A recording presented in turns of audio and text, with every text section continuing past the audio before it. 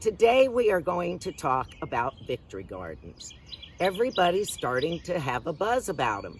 What is a victory garden? How do we make it, and where did it come from? Victory gardens were also called war gardens or food gardens for defense. They were vegetables, fruit, and herbs planted in gardens of private homes and public parks in the United States and Canada, Australia, and Germany during World War I and World War II. Prior to this, they had been planting ornamental flowers in their garden, but the government asked them to please help and plant edibles. And during the war, not only did the government encourage people to plant victory gardens, not only to supplement their food supply, but mostly and also to boost morale. Victory gardens reduced the pressure on the public food supply. Besides aiding in the war effort, these gardens were also considered a civil moral booster, in that the gardener could feel empowered by their contribution of labor and rewarded by the produce they grew. This made victory gardens a part of our daily life on the home front. In 1917, during World War I, the National War Garden Commission was organized and launched the War Garden Campaign.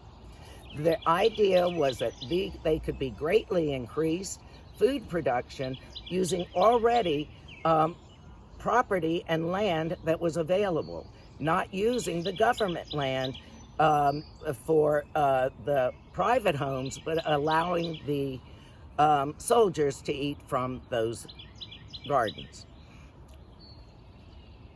And at the end of World War I, there were over 5 million gardens in the United States, and food production exceeded $1 billion by the end of the war.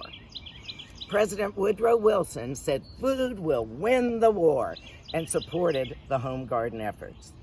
Amid food rationing during World War II, the United States Department of Agriculture encouraged planting of victory gardens, and a third of the veggies produced in the United States came from these gardens.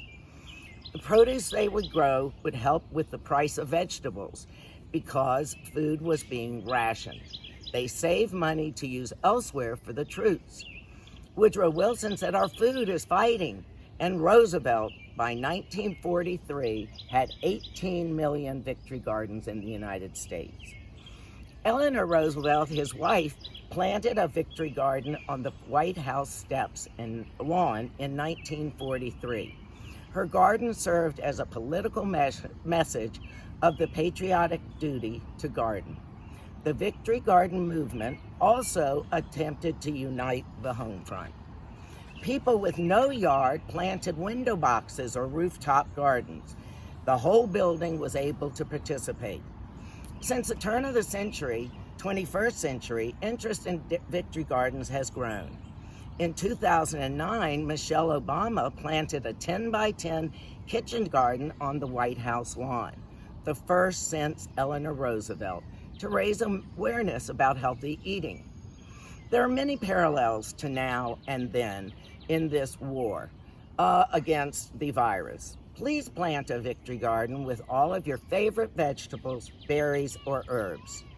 Growing plants like tomatoes, squash, peppers, strawberries, and blueberries will give you and your family easy access to healthy food options. And if you're quarantined or the grocery store runs low, simply use these to share with family. Plus, involving your kids in the process might get them to be vested in what you're planting, and they may not be such picky eaters.